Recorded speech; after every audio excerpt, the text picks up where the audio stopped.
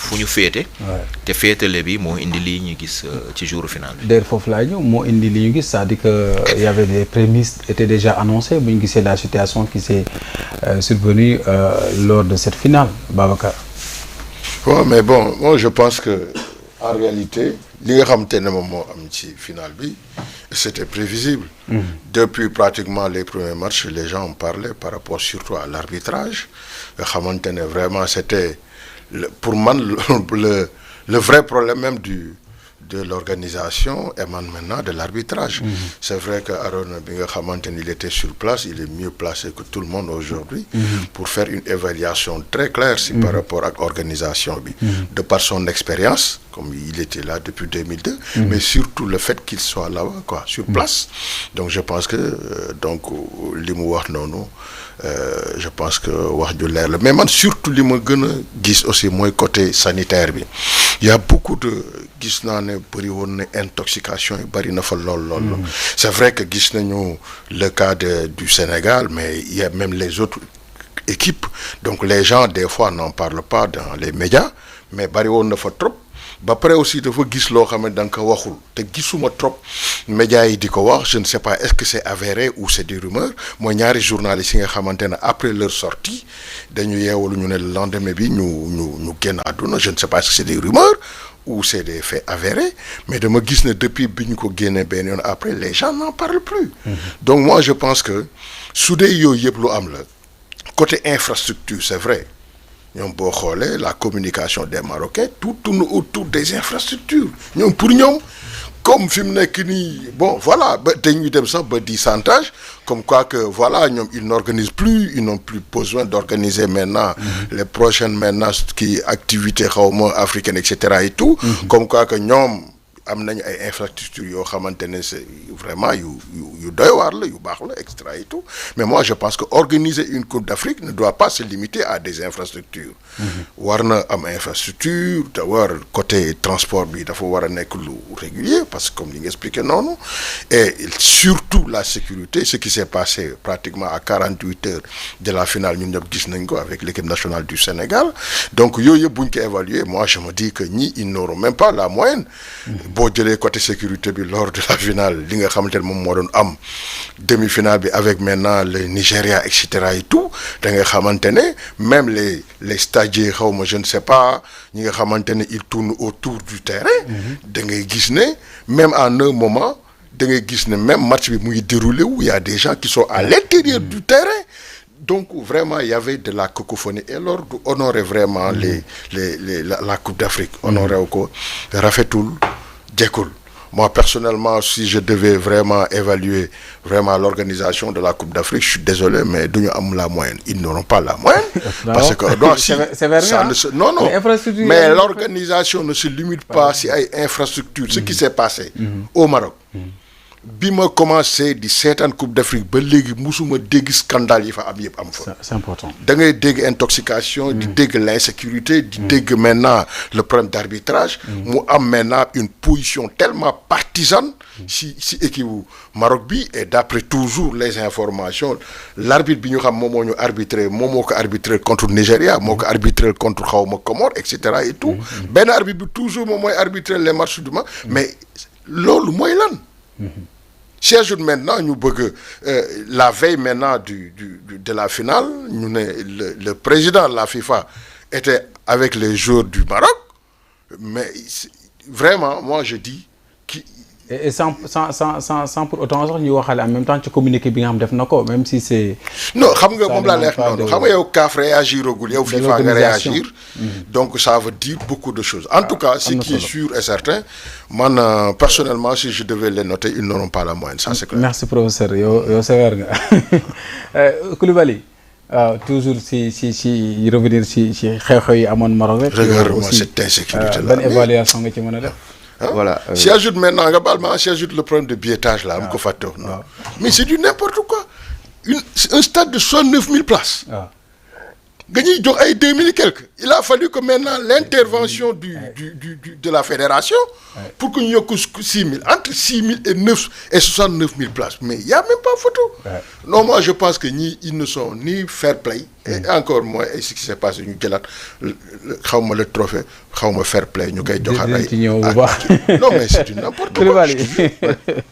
Koulibaly. D'accord. Koulibaly. Voilà, merci beaucoup. Comme ni nga ko waxee, donc il s'agissait d'une organisation quand même limpide, comme ni nga ko gisee, parce que boo xoolee cette année match yi au niveau des stades, etc. En tout cas, à tout point de vue, lépp lu war a mën a toucher de près ou de loin à un match de football, en l'occurrence un match de CAN, tout a été bien organisé, jusqu'à un certain niveau. Donc loolu da nga koy seetlu ci wàllu yëpp. Quand on peut contenir une trentaine d'équipes, a fortiori, on doit pouvoir le faire de manière parfaite pour contenir 2 équipes en finale. Donc, boo xoolee que jusqu'en demi-finale, tout était parfait, nga gis quoi qu'il y ait en finale, donc il y a intérêt à se poser des questions. Est-ce un manque d'organisation ou bien est-ce des faits qui ont été voulus pour atteindre un objectif? Donc, c'est important là. Comme ni ma ko waxee, tout a été parfait. Ba nga ñëw demi-finale nga gis ce qui s'est passé contre le Nigeria. On a commencé à noter certains quoi. Ils sont pas nuls, ils sont pas bêtes, c'est des gens intelligents. Donc il s'agit pas de manque d'organisation. Fi nga koy xamee mooy bi ñu gagné suñu demi-finale ñun le Sénégal ba ñu war a dem fi ñu ville bi nga xam ne foofu la ñu war a footballer la finale, l'accueil des Lions. Encore une fois, c'est pas un manque d'organisation. Quand on laisse des joueurs comme ça à la vindicte populaire, sans sécurité, ou bien en tout cas avec une absence quasi totale d'un dispositif sécuritaire. Il y en avait, mais apparemment certains ont parlé de 4 voire 5 policiers. C'est inadmissible à ce stade de la compétition qu'on puisse laisser les joueurs, leur intégrité physique menacée comme ça. Loolu du manque d'organisation, encore une fois, mais c'est délibéré pour jouer sur le mental des joueurs, pour jouer sur le moral des joueurs, pour le lendemain. Loolu benn la. Boo xool également, autre chose qui a été délibérée, il ne s'agit nullement de manque d'organisation, mooy le fait que l'équipe du Sénégal mënul xam à 24 heures ou bien à 48 heures stade bi nga xamante ne nii wala terrain bi nga xam ne foofu la war a entraîner. Loolu du manque d'organisation parce qu'ils ont pu le faire de manière parfaite avec 30 équipes. Donc pourquoi faillir avec 2 équipes? Ce n'est pas possible. Encore une fois, c'est pas possible. Donc c'est juste délibéré. Donc foofu man damay écarter un peu le manque d'organisation, bien que aussi les responsabilités peuvent être partagées entre qui? Man damay jël manque d'organisation surtout pour le stade ak le TGV. Gis nga nit ki bu la bëggee yóbbu fenn da nga koy forcer mu jaar yoon. Comme ni Pape Diaw forcé gars yi ñu jaar yoon après on va en discuter de la légalité, etc. et de l'opportunité.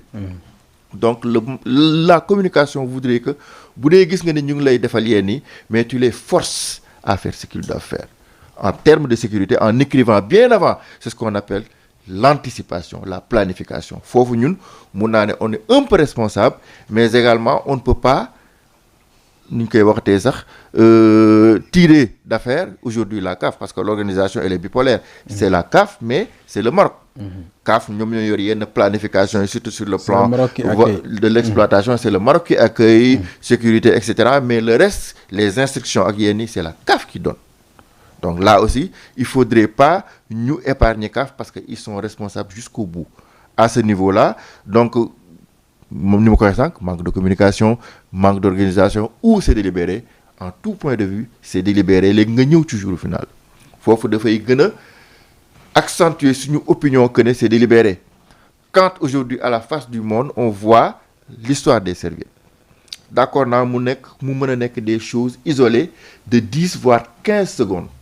Ça passe, on peut l'accepter.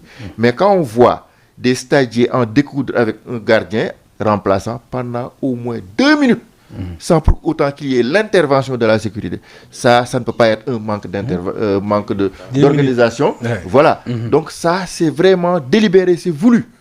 Encore une fois, subterfuge pour atteindre le moral des Sénégalais. Heureusement que le moral était là et que, in fine, ce qu'ils ont voulu, mais il y a eu un retournement de situation. Nous avons pu, à travers les décisions qu'on a prises, un peu contraires, je vais dire, par-ci, par-là, retourner cette pression-là ba mu indi li mu indi tey donc encore une fois tout le monde est responsable mais le Sénégal bu ñu doon attribuer responsabilité 0,5% laa koy jox parce que ñële ñoo organisé la CAF et le Maroc donc ñooñu tey jii ñoom ñoo war a nekk sur le banc des accusés donc ñu xool daal nu ñu leen di évaluer man je donnerai 4 sur 10. 4 sur 10. 4 sur 10 vraiment. et ñëpp sévère ngeen et c'est ça oui parce que à un certain niveau gis nga da ngay liggéey. ba am ba yegg au sommet. benn affaire bu ndaw daal di écraser lépp comme benn chute d'un château de cartes. Malheureusement c'est ce qui s'est passé tout a été vraiment impeccable. Jusqu'à un niveau bi nga xamante ne nii. Tout le monde regarde, mais nga faillir à ce niveau-là, donc c'était un peu dommage, mais c'est ça. Et pour faire une précision, Guinée Koulibaly, c'est-à-dire que la fédération ne pouvait pas anticiper, parce qu'en réalité, je sais qu'il ne s'attendait vraiment pas à ça. Xam nga boo waxee ne parce que boo waxee ne parce que boo waxee ne tout était impeccable de ba pratiquement à ce stade-là, donc bu dee da nga xalaat ne depuis le début tout est impeccable. Mënoo xalaat maintenant au dernier moment que ces gens osent vraiment avoir maintenant ce genre de comportement.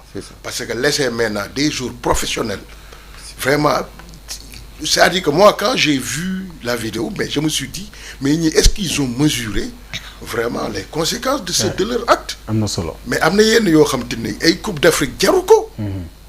C'est parce que là vraiment yaa ngi dund ci ay dund doomi aadama ñoo xam c'est des professionnels ñoo xamante ne vraiment c'était déplorable mais là moi je peux pas condamner même la fédération parce qu'il ne pouvait pas s'attendre vraiment à ça maintenant nag leneen li nga xamante ne moom nga siy préciser mooy au moment où ñoom ñu ngi song suñu góol bi di nangu ay serviette bi match bi mu ngi daw et que ñooñu ñu ngi ci biir terrain bi c'est vous expliquer que ñun moom vraiment muy la CAF war nañ xoolaat bu baax a baax a baax a baax. D'ailleurs c'est l'occasion. Mais mon ami Arona il voulait intervenir. Allez-y. En fait c'est juste pour parce que on est sénégalais.